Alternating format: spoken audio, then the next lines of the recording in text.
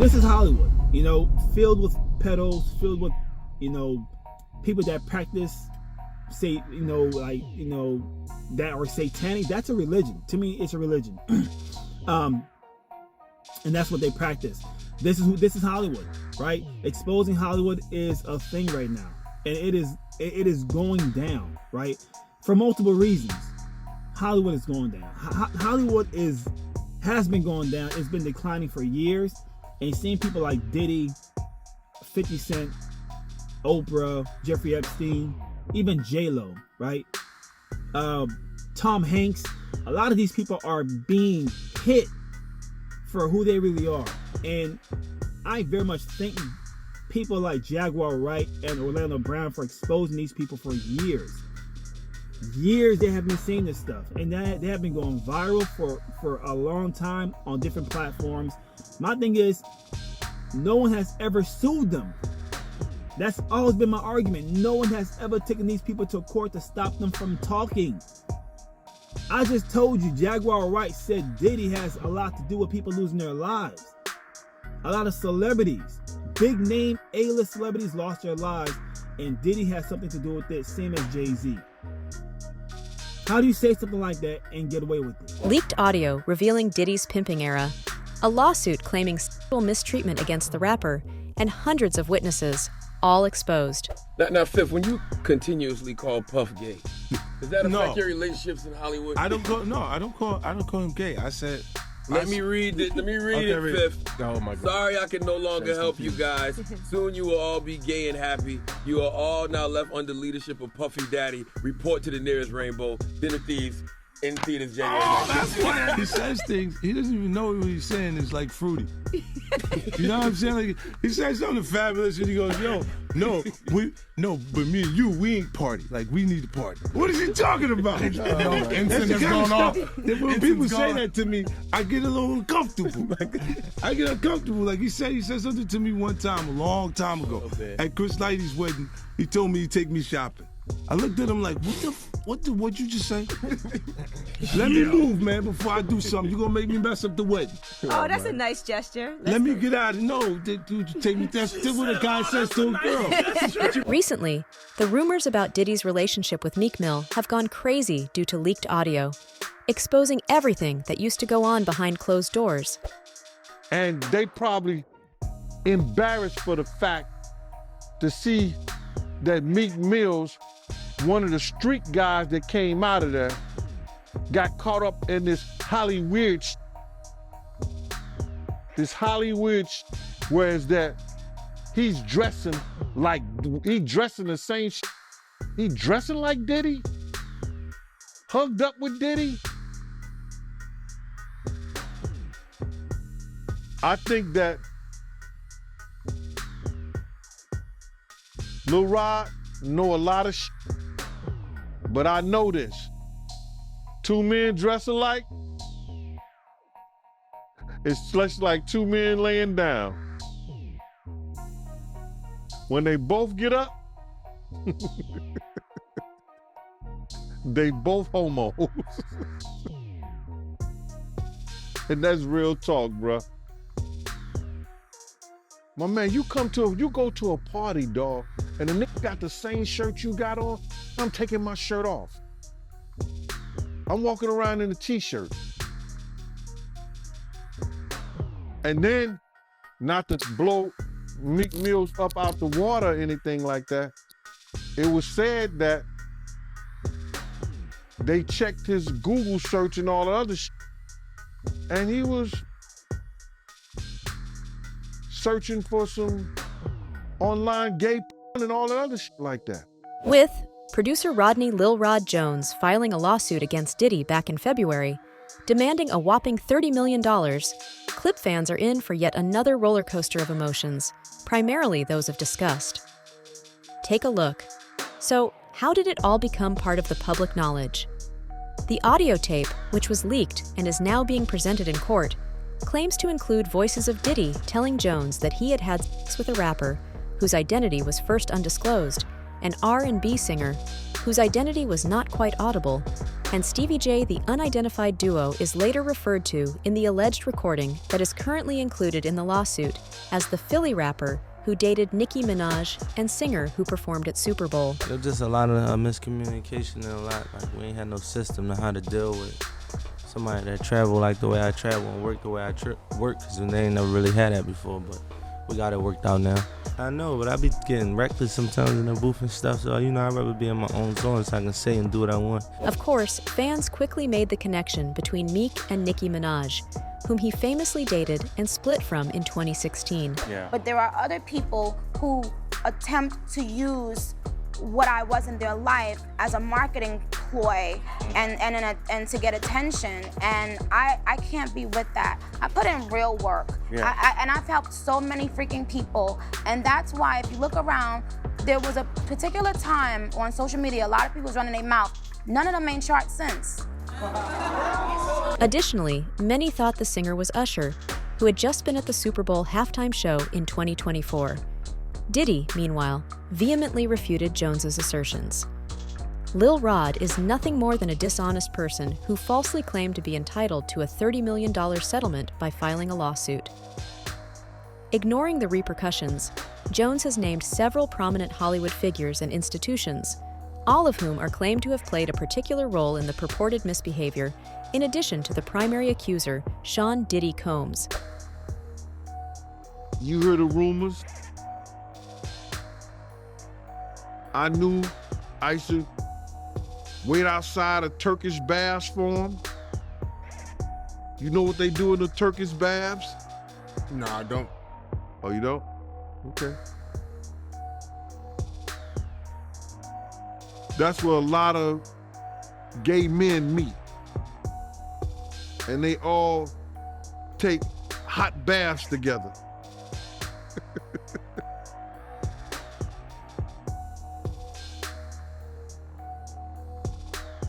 To each his own though, bruh. But that's a lot of that these guys get into when they start having certain meetings with certain people, and they meet them at the Turkish bath, and they do their meetings and they meet their people in those type of situations where they're comfortable at. So they don't have to worry about their indiscretions coming out. You mean? Do you think this man had this woman search for prostitutes online just for them to have sex with her? It's something fishy about that, bro. Because you gotta realize this lawsuit and the information they had and they gave the Diddy people was 6 months ago. So some of that stuff was cut out. Okay, we're gonna give you this, but you gotta cut this part out.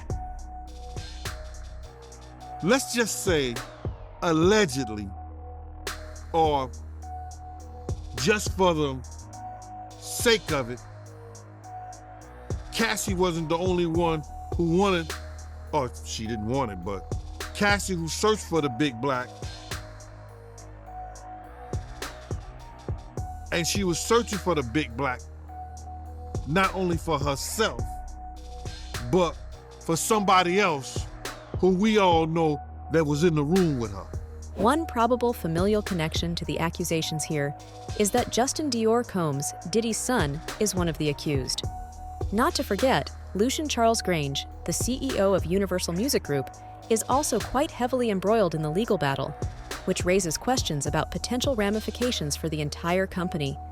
Essentially, it appears from some of the videos and audio that have come to light as a result of everything that Justin also enjoys some of his father's hobbies. Still, Jones asserts that he lived in Combs' houses in Miami, New York City, and Los Angeles for extended periods of time, developing a personal relationship with the music tycoon, and that they collaborated through an unstated work-for-hire arrangement. On top of that, Jones claims that he spent several weeks sailing a yacht that Combs had rented to the U.S. Virgin Islands. And one time I had read something that Cassie couldn't take it no more. She told her friend, and this was she was under a non-disclosure and everything like that. She told her friend she couldn't take it no more because she had seen this dude do something. I've heard plenty of stories about him being on a yacht. That same yacht that Kim was on, and the same yacht she got her nose broken on, that somebody was doing something to him when they walked in the room, and it caused a confrontation. This is what somebody who was on the yacht said to me. You understand? They was telling that story to somebody. And it was a female. But my whole thing about it was this, is that anything in that lawsuit, you gotta realize that we only got a portion of it because it's been chopped up. Things has been taken out. So somebody wouldn't look a certain way. Now, they left some of the things in there. But I'm sure plenty of times Cassie may have seen some stuff that she ain't really want to look at. But it was freak off day.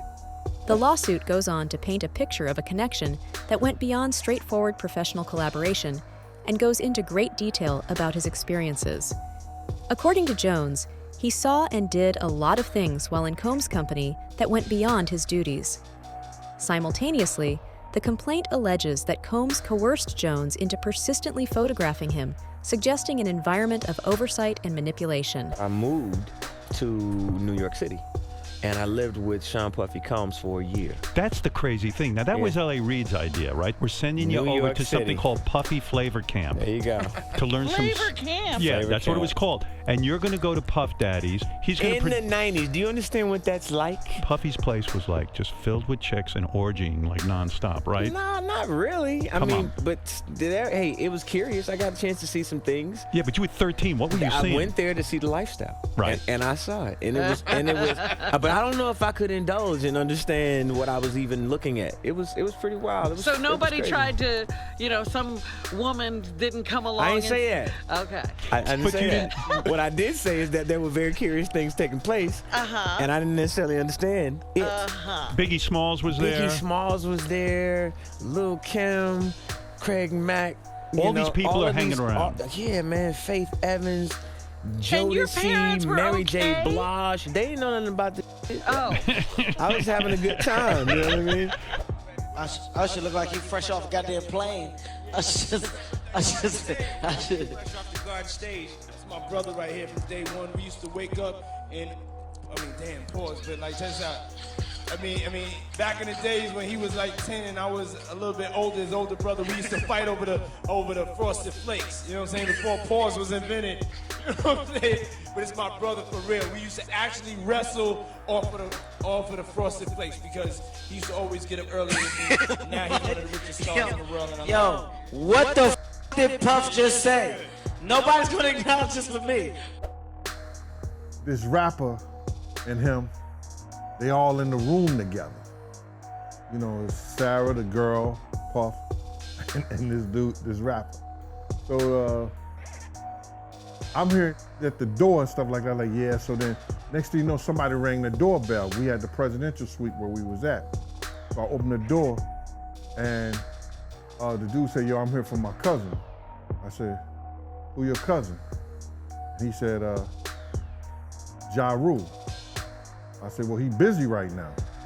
He said, he busy doing what? I said, he with Puff, they're in the room, they busy, they don't want to be bothered. He said, well, I'm going in there. I said, bruh, you ain't going in there because he told me they don't want nobody to be bothering them. He was like, yo, I don't care, man, I'm going in there. That boot like that.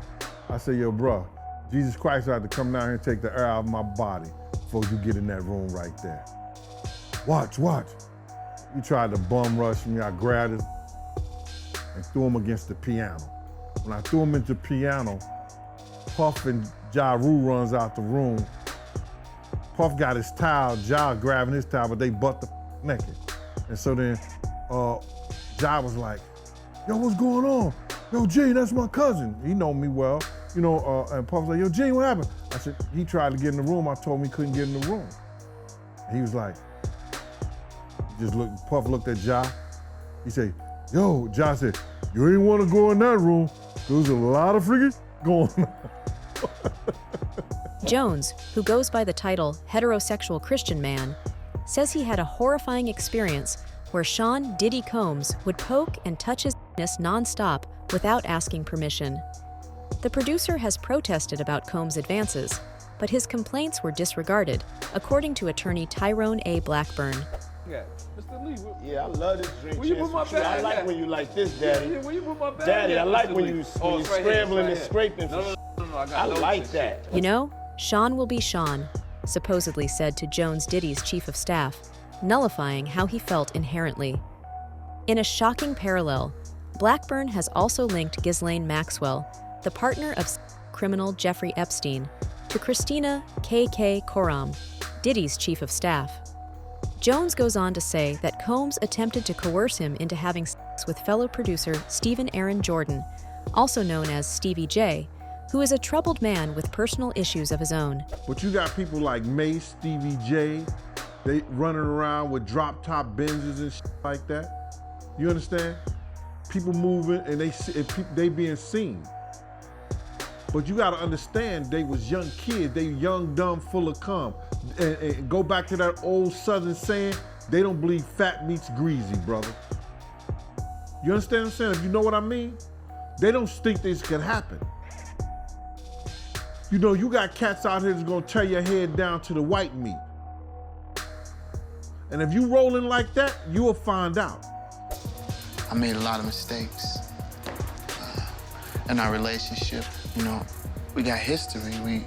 We got a bond that really can't be broken with our daughter. But at this point in the game, where we are is like, it's got me up. This is a lot of my doing because I have allowed this to continue and happen repeatedly. Yes, I'm in the house. Yes, I have been there.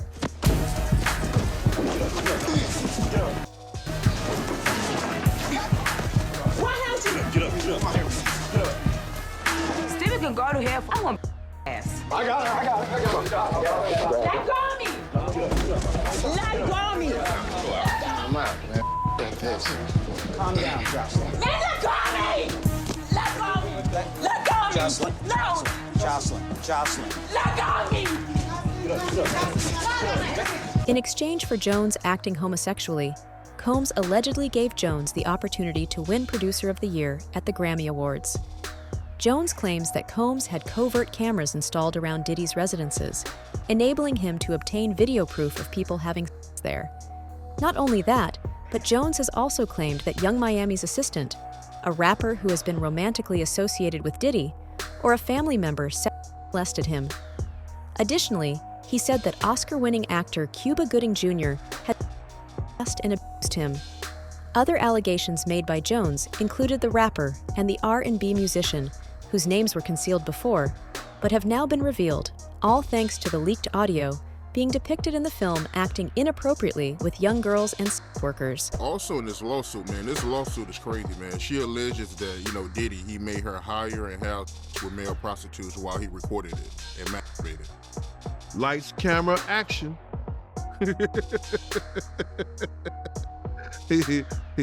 he do it all. Yo, what you gonna say about that, bruh? You understand? He didn't want it to come back to him in a way, he hiring the people. He gonna put it all on her. Cause she knew what he liked. Cause she wasn't just hiring it for her. Don't get that effed up, Art. If you think that she was just hiring those male prostitutes for herself, nah. Not sure what the other videos and audio will reveal, and how far down the rabbit hole this all goes, but one thing's for sure. Diddy is not leaving without getting a huge sentence anytime soon. That's all for today. Make sure to drop by with your thoughts in the comments below. For more updates, hit the bell icon